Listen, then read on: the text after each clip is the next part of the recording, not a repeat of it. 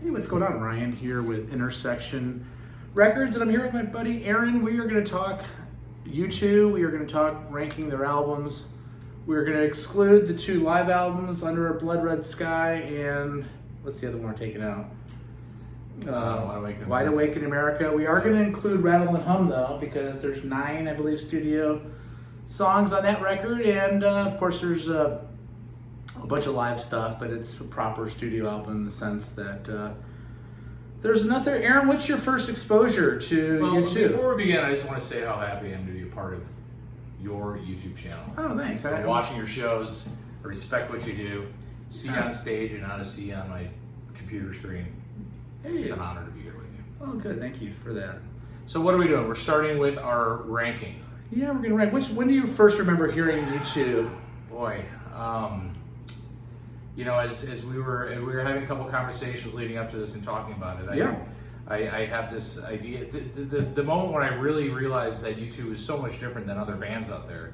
I think I had heard the first time I ever heard With or Without You. It just, you know, in the 80s, came out in what, 84? Yeah, 87. 87. Yeah, Joshua Tree. Joshua Tree was 87. And just hearing that song, and just, you know, with all the other stuff that's on the radio, just, you knew there was something to it. Do you remember when they played at Live Aid? Do you remember seeing that at the Wembley Stadium? Oh, yeah. That was unbelievable. I mean, them and Queen kind of defined the first part of that day. Yeah. I remember seeing some footage of the Red Rocks when they played, I guess, part of Wide Awake in America. The black and white video and the that was Under Blood Red Sky. Yeah. And they had the white flag, the iconic white flag that he's waving. Yeah, they're and of course I know you've seen them a bunch of times. I've seen them a bunch of times live, and maybe we'll talk about a little bit about that. We're going to start with our least favorite record, all the way down to our favorite. There's 14 proper studio albums. My least favorite record, and probably because I have less experience with it, is Songs of Experience. So this came out. Their most recent album. Yeah, this is the most recent record. It's a 51-minute record. Came out December 1st of 17, and it's a Lily White, Danger Mouse, Deader, Barlow, and Epworth production. I mean, it's a great album. There's not a bad record in this discography. You know, again, at some point, I kind of I lost track of these guys a little bit after so many years and gaps. Some of the highlights: "Summer of Love's" a great song. "You're the Best Thing About Me" is a really cool song. "Red Flag Day," I like it quite a bit. You know, I wrote, "If it ain't broke, don't fix it" type of thing. You know, there's a formula. I kind of feel like they're going into the formula a little bit here on this record, but this is probably my least favorite. Where are you on number 14? Close. I have the Songs of Innocence, which is the album that preceded this album. Yeah. As my least favorite. So that's this guy here. And are those the Edges kids? I think one of them is Bono's kid, one of them is Edges. I think. Yeah. The son. In fact, maybe we ought to look into this. Yeah. For a follow-up. Find out if he's not the lead singer of Inhaler. Yeah. I've gotten into the Inhaler record, and it's good. You know, it sounds like a younger Bono. Yeah. You know, that's where I come in at 13. Is Innocence, and my notes say on Innocence, Iris, really cool song. It's about his mom. Kind of a vintage U2 song. Every Breaking Wave, kind of has that All That I Can't Leave Behind feel to it. Cedarwood Road, love the guitars. This Is Where You Can Reach Me Now. Really like that. Just a vintage U2 song. I know that's one of your favorite songs on there. I think there's a song on Experience that I think moves it ahead of Innocence for me, and that is The Little Things That Give You Away. So you're going to go with Experience in the number 13. So we're flip-flopping there. Actually, I have one in between. I have one album breaking up Songs of Experience and Songs of Innocence.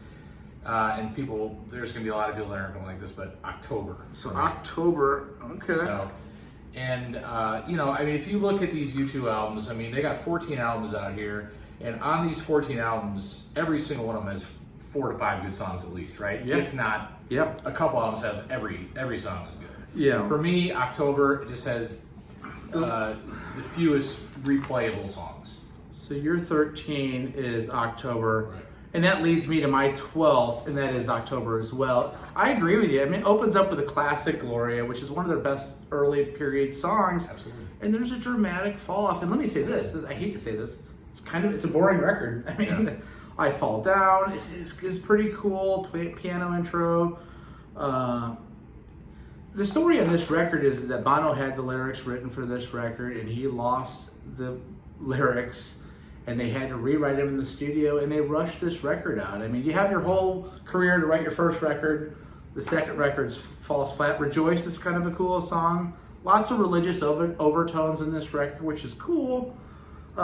With a Shout, Jerusalem's probably my next favorite on this record, but man, there's It just sort of it didn't have the post punk of Boy, and it didn't have kind of the polished stuff of things that would come shortly thereafter.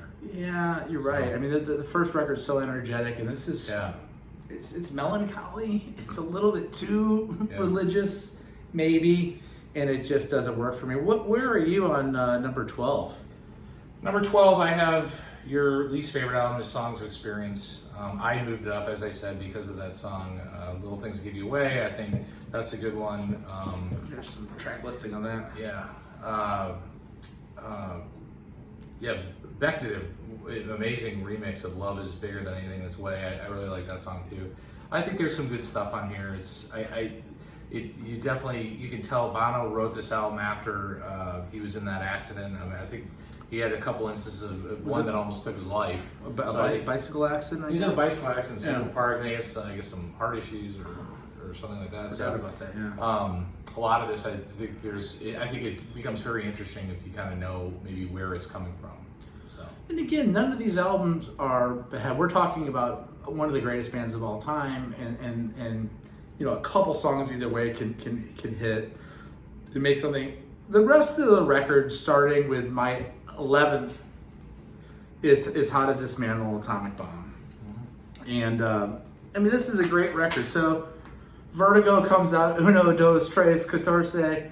You know, I remember thinking that was kind of forced when I first heard it, but I listened to this record a couple of times recently for this ranking. It holds up.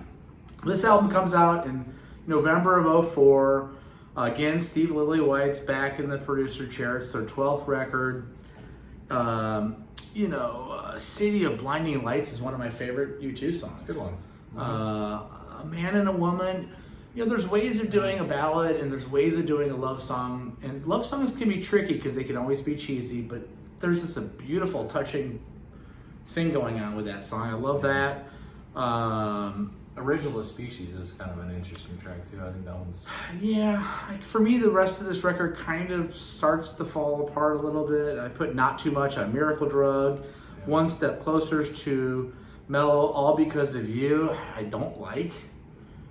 But again, this is a 49-minute record, which is right in the wheelhouse of where you need to be for me on a record.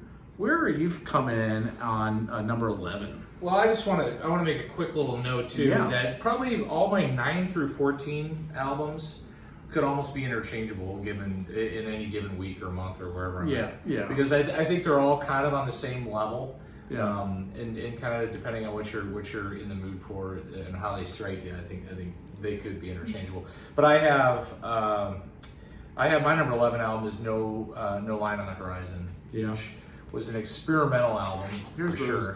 those songs with that. I love the opening track, No Line on the Horizon. I think it's cool. I think it's one of cool the best. Those like little drop things. Like keyboards, singing that falsetto voice, and then Magnificent, I think, is a great song. The Moment of Surrender is a great song. And then they start kind of losing me. Like Get on Your Boots, I think I'm not sure that I would have put that. Maybe that was a B-side. Wasn't that the opening lead track when the album came out? And along the lines of like Van Halen's Tattoo, coming out with a lead single that's not your best song is not a good way to start off an album. I think a lot of us were like, what? Again, forced. Again, you're trying to sound like U2. I don't know what they did. Like Breathe is a good album. That could have been a good single off there and never made it. I mean, anything more on that? That's actually where I come in at number 10. So No Line on the Horizon. All right, look at these guys. This is 2010. This is the last tour that I saw them on. They played a stadium tour that was amazing. This is a 53-minute record. This is the longest gap in between records of their career so far. So, up in the 80s, they're doing an album every single year. You get into the 90s, it's every couple years. And here's a 4.5-year gap. But I think a lot of the people in our generation kind of started losing touch with this band because you need that every 18 months a record to keep fresh with these guys. Yeah. But No Line on the Horizon is just an old school U2 song with great harmonies, magnificent. I love the textures and the keyboards. Unknown Caller, the harmonies on that. I mean, get on your boots. It actually has aged fairly well. The Fez Being Born. I mean, what a cool song. I think they're definitely trying to figure out how to reach Yeah. a different audience and how to reach a younger audience. I think they're still kind of, in some cases, breaking some new ground, but they're definitely going back to some vintage stuff here. What is your number 10, Aaron? My number 10 is How to Dismantle an Atomic Bomb. You had that relatively low on your list. You had that at number 11. So we're kind of we're in the same ballpark There's those here. tracks on that one. Yeah, I think you and I think we're kind of on the same page. I think Vertigo is a fun opener. I mean, it's I think people like it. You like to say the broken Spanish. What is the point of the Uno Dos Tres Quatorce? I don't know. Is that one of the mysteries of the universe still? Bruce Springsteen kind of brought that up in his when he inducted him into the Hall of Fame. Yeah. You call it Irish math. So I think Irish math. Yeah. So yeah, I thought drinking was Irish math. well, I think or it helps with that. I guess we might as well drink to that. Yeah. Sometimes You Can't Make It on Your Own. A song about his dad is kind of a touching song. Like you said, City Blinding Lights. I mean, there's some great songs on this. I think it's solid. I think it's kind of like an adult rock album, right? It is. Yeah. And again, it's a solid effort. And up until this point, they're still a pretty bulletproof band. Still one of the biggest bands in the world. Yeah. You can still resting on our laurels and be pretty successful. Going in at number 9, so we're in the top 10. And this might be controversial for some, but for me, I had a hard time connecting with pop. Yeah.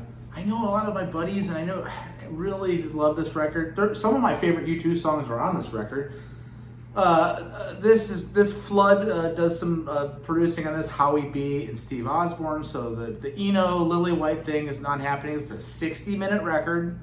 In my opinion, there's never a reason to go over 50 minutes on a record. I can't finish this album in a sitting. It came out in March of 97. It's their 9th record. Discotheque's pretty cool. Dance U2, Do You Feel Loved? Yeah, I like it. Mofo is great. I don't know if that's, they're in the clubby world here, right? These are dance tracks. That's a Flood production. I put a big X next to that song. Flood and Mark Ellis produced it. It's cool. X being something that you might take at a club. If God Will Send His Angels is my skip song on this record. I just don't like it. Staring at the Sun, though. Is Staring at the Sun one of their best songs ever? I love it. Amazing. Please, just one of my favorites. Please is an amazing song. And Wake Up Dead Man is so cool. I mean, if you ever get a chance, go and I don't know. I have a copy. You can watch it. I got it on DVD. When U2 played the MTV Music Awards, I'm not sure what year. It's the year the song came out. Yeah, they came out, 97. they played Please. They just walked out, Yeah. picked up their instruments, played that song, just blew the crowd away, and walked off. And it was amazing. I do remember that. And again, they're the biggest band in the world in 1997. This one just had Miami and Gone and Playboy Mansion and some songs. The Last Night on Earth. I wasn't for me. I get it.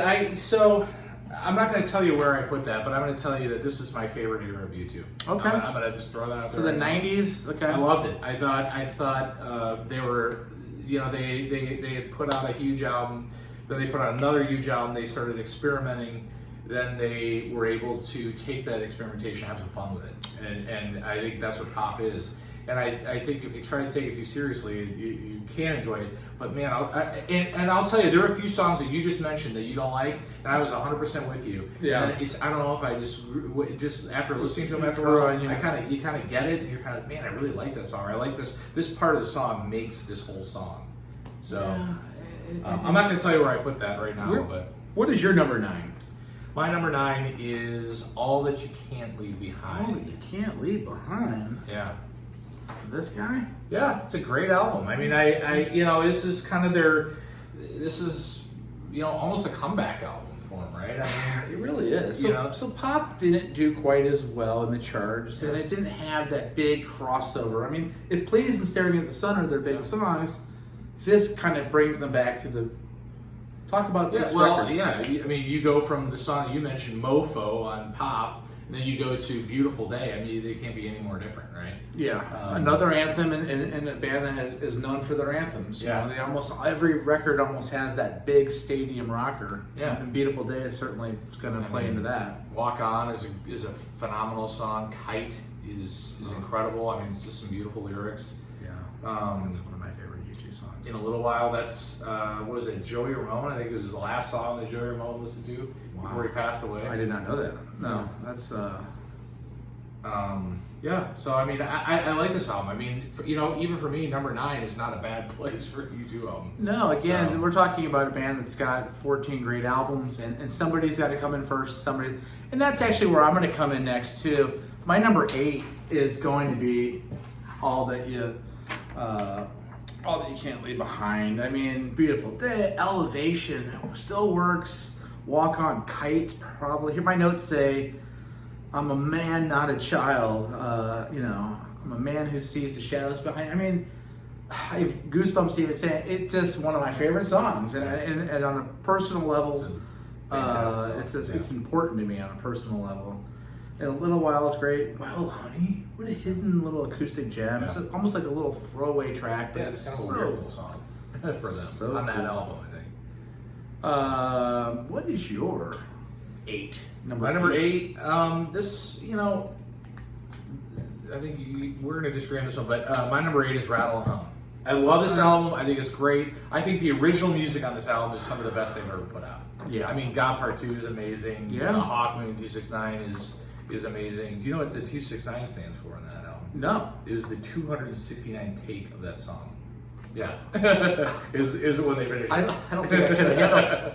Yeah, so Hawk Moon 269 is the 269 take. I think it's a great song. All I Want Is You is, I mean, it probably, for a lot of people, it's in their top 5 songs by U2. Yeah. So yeah, Rattle and Hum is. It's a great album. So you have Rattle and Hum. But I feel like it's kind of distracted. I mean, you almost, like it took a lot of criticism from critics for being a little self-indulgent and it's almost like they got fat and bloated off Joshua Tree and they put this out. I don't necessarily agree with that, but you almost have to compliment them for they didn't have to rush out a new album after Joshua Tree. And it's a year later. I mean, it's pretty solid effort for that period. I mean, they're in their prime. They looked at it as a diary of everything that they were doing as they were touring America, and I don't, the critics didn't see that. More on Rattle and Hum here in a bit. My number 7, and again, we're in the upper echelon. Oh, 8. You're on 8. Oh wait, 8, right?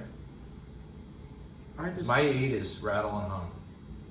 Okay, well then mine is All That You Can't Leave Behind, but I've already done that. Okay, so you're number 7. I'm at 7. Okay, and I love this record, especially the opening track, Zooropa. Again, so Achtung Baby comes out. 2 years later, this comes out. This comes out in the summer of '93. Flood's a producer, primarily Brian Eno. I mean, Zooropa is just one of my favorite songs by them. Talk about a departure at the time. I guess Flood's probably producing that with a kind of disco thing. Babyface is another Flood.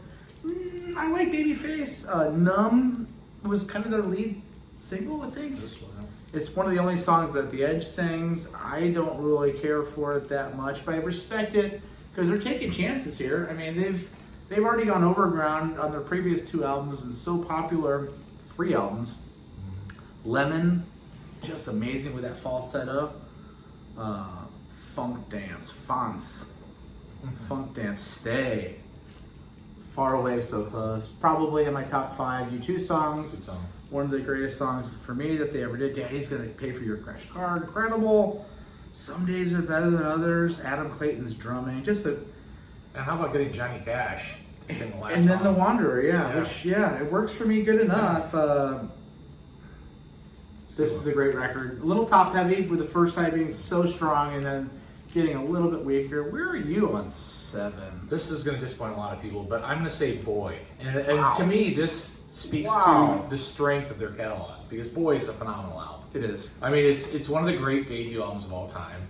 It really is. And you know, don't think of necessarily Boys being one of the great, but yeah, almost every song. yeah, it is. It's great, and I mean it really laid the foundation of who they were, right? I mean, it just it just. It's that post-punk album. It had a lot of great guitar. They got they got better on everything as they progressed, right? He became a better singer, Edge became a better guitar player. The rhythm section got better with each album. But it was such a raw and fantastic album. I do love it. It's not a criticism to put it at 7. No, I don't think it is either. Because again, like you said on the back part of the catalog, the front part's interchangeable too, and that's So and loaded. After this next record, my top could be interchangeable, but my number 6 is Rattle and Hum, and I'm gonna tell you why. They were smart on the covers that they chose. This came out in October of '88. It's their 6th record. Jimmy Iovine produces. Helter Skelter is a great, for me, cover. Live in Denver. Desire, I've heard it 18 gazillion times and I probably don't need to hear it again, but it's a great song when you really think about it. Just the full band is in fine form. Hawk Moon 69, a tribute to Sam Shepard book called Hawk Moon. Along the Watchtower is great. Silver and Gold is freaking great. Live in Denver, Angel of Harlem. I love When Love Comes to Town. I love the grit in Bono's voice and B.B. King's voice. Yeah. Some of these songs are recorded in Sun Studios, including that, which is famously where Elvis did most of his recordings early. God, Part 2 is incredible. Heartland, Bullet the Blue Sky Live is the definitive version. And All I Want Is You is touching and perfect. Again, Love's Come to Town, Love Rescue Me, and Angel of Harlem, all done in Sun Studios. Where are you on number 6? Number 6, I have another great album. It's hard to put it. I mean, it's 6, but it's War. I think again, it's another. I think they got away from that punk sound a little bit with October. Yeah. And they returned to it with their, with that political statement in War. It's amazing how you can go from that mellow album on October and then reignite the flame on such a big album with War. Yeah, that's. I mean, they really, I mean, just from the opening track, I mean, it's an unbelievable album. Well, there's some of their bigger, up to that point, some of the bigger anthems are on that. Yeah, for sure, definitely. This is when they really started to become a big live band, big venue. Yeah, third record. I mean, and you've already got 20 great songs under your belt after that point. Yeah. Number 5. Yeah. We're in the top 5, people, and I'm gonna go with an album that you just mentioned, the debut. So, Boy. October of 1980. Think about that. How this band stretched across almost 3 generations, and they're still a huge band. Let's not act like they're not. But Island Records, Steve Lillywhite, the debut, I Will Follow, incredible, revolutionary. Twilight, just as good as it gets. Edge is all over that song. Uncut Dumb. Is that how you pronounce that one? Yeah. I love that song. It's just moody and prodding, and the bell chimes. Cool. Into the Heart, just sparse with incredible. How mature of an album is this for a band's debut? Normally, a band's debut doesn't show off such mature songwriting. This is incredibly well written. Out of Control is incredible with the delay pedal, which the Edge is famous for. A Day Without Me, just so good. It's an electric, pretty timeless. Yeah, I mean, how many albums do you listen to from 1980 that still sound good? Fresh. And if you play that album for somebody that had no idea who U2 was, and you said, "What year did this come out?" I definitely would say 1980. That's an interesting thing, and it's like Yeah. This is an amazing record. So you're number 5. Where are you on number 5? My number 5 is Unforgettable Fire. Okay. I think this is when they really started to put it together. I mean, you can kind of see the seeds being planted for what was happening in the future. Bono's voice really grew a lot. Edge's guitar just became more expansive. Yeah. The sound. Lots of space on this record. Oh my gosh. And so this is. Am I wrong? This is the first album that Steve Lillywhite didn't produce. This was the Eno and Lanois. This is their first album. I think you're right.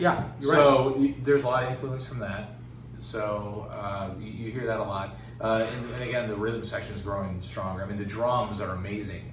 You listen to songs like songs that some people may not dig too deep in, but like Elvis Presley in America, the drums on that are amazing. That's a good point. That's a song way deep into the album on the second side. But it's a cool song. I mean, it's just a cool song. And to me, that's my number 5 album, but it contains what I think is U2's best song of all time, which is Bad. I think Bad is... Not Unforgettable Fire, not the title track. Not the title track. I think Bad is their best song of all time. And it's the song that launched him at Live Aid. At Live Aid, that performance where he goes down into the crowd, I mean, again... Yeah, who does that? Yeah. Especially does it where it doesn't feel contrived. Right. You do it and it feels like it's the only thing he had to do it, and it's just real. Yeah, we're gonna get more into that record a little bit later. All right. I am into... You're number 4. I'm in number 4, and I'm gonna bring in just an absolute iconic record next, and that's Joshua Tree, the Joshua Tree. So this came out when I was a freshman in high school. We were freshmen in high school. March of '87. Yeah. So maybe that puts it 8th grade. Spring of 8th grade. Doesn't matter. Streets Have No Name. Completely iconic. This is Eno Lanois as well. I mean, the first side is perfect. Streets Have No Name. Still Haven't Found What I'm Looking For. With or Without You. Bullet the Freaking Blue Sky. One of their best songs ever. And Running to Stand Still. Can you think of an album that has a stronger opening? How can you say? And then you flip the album over. Yeah. Red Mining Town, which is a deeper track, but it's a classic. Bono's lyrics. That was a single in Australia. Isn't that funny? Red Mining Town is. I mean, In God's Country has everything. If you're a U2 fan, In God's Country has everything that you need. Now, one of the reasons why this record is where it is because I feel like the back half is a little bit shakier. Trip Through the Wires, One Tree Hill, which is great. Exit, kind of slow. And then Mothers of the Disappeared. I wrote Perfect Side 1, and that's where this lands at number 4 for me. What's your number 4? My number 4 is your number 9. Wow. And that's Pop. I love Pop. I think it's fun. I think it's brilliant. I think they're enjoying themselves. I think they're a band. Pop? Yeah. Okay. Oh man, that's good. Grabbing a Pop. I just think that was them at the height of their career. I mean, coming off Auction Baby and Zooropa. I mean, they're doing exactly what they want. Think about the run of Unforgettable Fire, Joshua Tree, Rattle and Hum, Auction Baby, and Zooropa. Yeah. And that's untouchable material. They could have gone in their fat Elvis phase and started making movies about Hawaii. Yeah, But, wasn't Bono in a couple of bad surfing movies? No, maybe You not. may have. I may have missed that one. Maybe that was So Yeah. Pop, I love it, and I think I like it more now than when it came out. I think there's a couple tracks I thought were pretty cool when it came out. I didn't really appreciate it. Now, I mean, I can listen to that.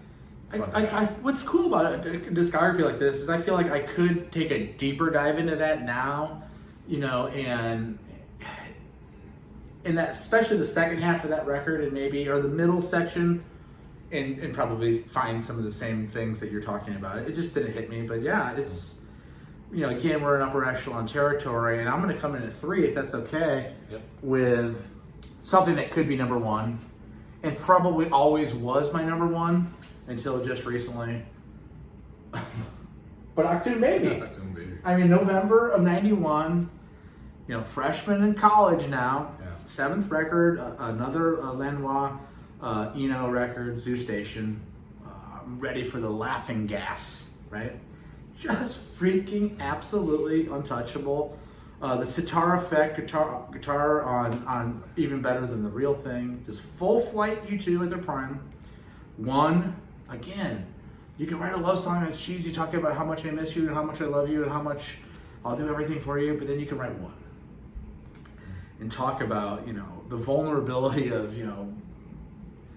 being down on his knees. I mean, just incredible. Until the End of the World is just riffy. And I put Riffosaurus Rex.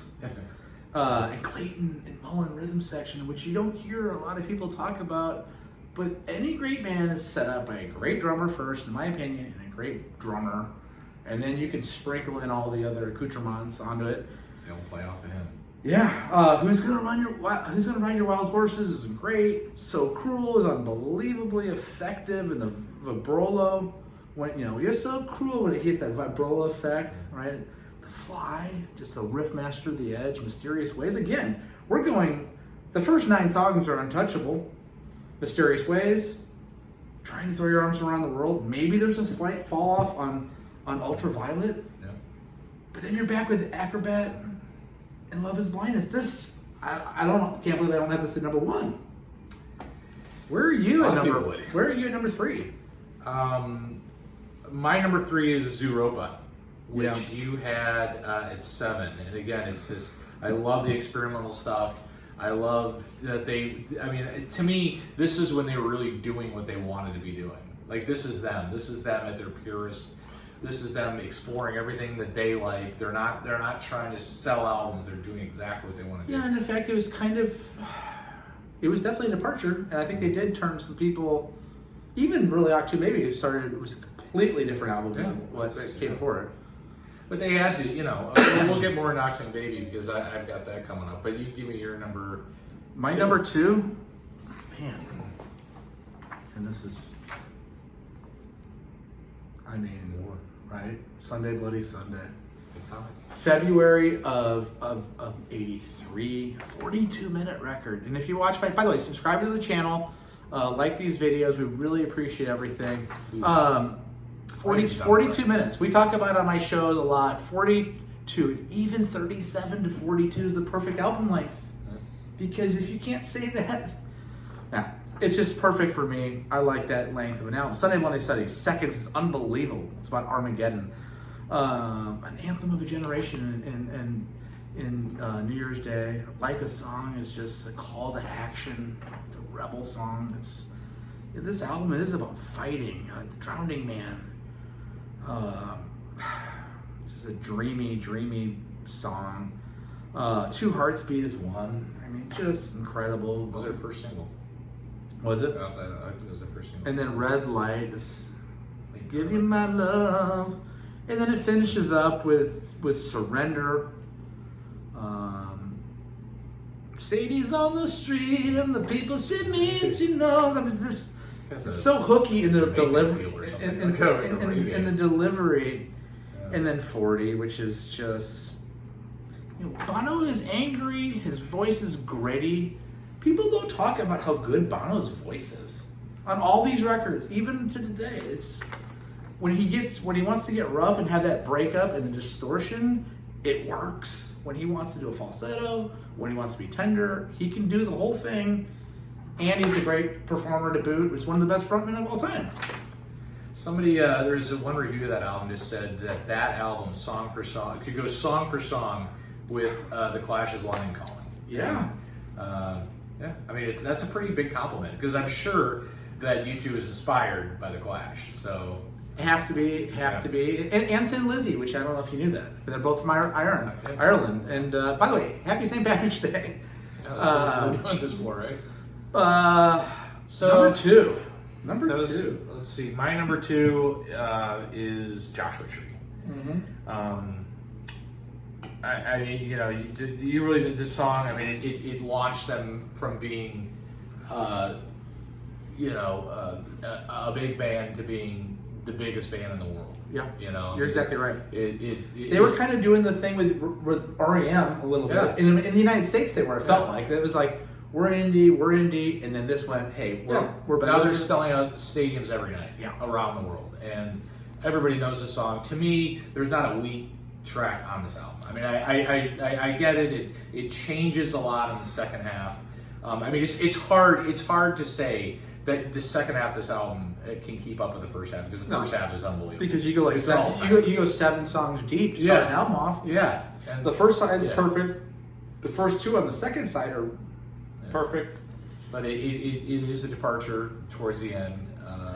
I think it's amazing. I mean, And it's definitely something YouTube did their whole career. Is they would hit you with a couple bangers, and then he's going to show you the tender side. Oh. And then maybe they go acoustic, or maybe they go more dreamy or atmospheric. It's what's And that, again, what's that inside look like? Show the. It's, you know, I mean, yeah, even the photography just helped make this album what it is too. I mean, it's Yeah. iconic, and I mean this. And they have a fascination with America clearly on a lot of these records. I mean, certainly War. I think Unforgettable Fire, and this, and Rattle and Hum. Obviously, it's about the American. Rattle and Hum came after The this. American aesthetic, which it's funny that the Americans seem to have this European aesthetic that we kind of long for in our minds a little bit. Kind of the folklore of Zeppelin stuff and U2. But I think Europeans have the same thing about the United States: the desert, Yeah. Texas, cowboys and Indians. Yeah, they're intrigued by it. I mean, it's pretty neat. Are we at number 1 already? Yeah, I mean, so this is a timeless album. It really and, is. and I think that's kind of one of the strengths. If you look up and down this list of 14 songs that we have, I mean, a lot of these albums are just timeless. Like you cannot place them in a certain era. They were doing what they wanted to do, not what everyone else was doing. And it feels like it's a little bit head and shoulders above the rest as far as how the quality and consistency. I mean, INXS had some big records. Yeah. Some other bands of that era, and especially English bands, the Duran Durans of the world, yeah, they had some big albums, but this is a big discography that's solid as a rock all the way through. Yeah. So Number 1. my number 1 obviously is Octone Baby. I mean, it's Octone Baby. Octone Baby. It's the album that the band will tell you. There are a couple famous quotes. One, they said it's the sound of 4 men chopping down the Joshua tree. And that's a perfect. It's a perfect description of what it is. It's just a 180 degree. Here's the track list if you want to go through that, just as your number 1. Give it the And love that it deserves. It's also interesting. I mean, this album they rented a studio over in Berlin right as they were getting ready to tear down the wall. Yeah. And they're in the studio. I mean, they had no material. Is going that into this. Lanois? Yeah. And they just went in and started jamming. This album came out of 4 guys jamming together and just creating songs. I think when you're young, when you're at that age, they're not even 30 here yet, are they? Are they Probably right at about, about 30? yeah. There's something to be said about being in your prime, not just as a musician, but I hate to say it, almost as a human being. I mean, you get to that 25 to 35, you're capable of doing things that you can't do real young, and maybe you can't do later in your life. It just, if you're going to have a prime, have one, and to have one for so long. And maybe you don't know enough to take some, it allows you to take some risks. But this was kind of a make or break album for you too. Also, like after after Rattle and Hum, I think it kind of wore the band down. I think they all wanted to go in a different direction. They weren't finding it, and then they wrote. One came about, just kind of came out of nowhere. One comes out, and all of a sudden, everyone just thought, we got something. We have something we can do. And then Zoo Station. My number 1 is Unforgettable Fire, and this has been my number 1. This and Octune, frankly, for a long time. War kind of being my number 2 is a newer thing, just on going back and revising my history. I mean, this is a sort of homecoming. Bono's voice, it's just so good. One of the best songs that they ever did for me. Pride, I've heard it 18 gazillion times, and I probably don't need to hear it again. But it's just, early morning, April 4th, shot rings out. It's just iconic. Again, talking about United States and our great civil rights leader. Wire, just a perfect rhythm section, incredible song. The Unforgettable Fire song itself is probably in my top 3 U2 songs. You know, and if the mountains should crumble or disappear into the sea, no, not a tear, no, not I, stay this time, stay tonight. I mean, just his phrasing on this record and that song is just unbelievable. And then you finish out side 1 with Promenade.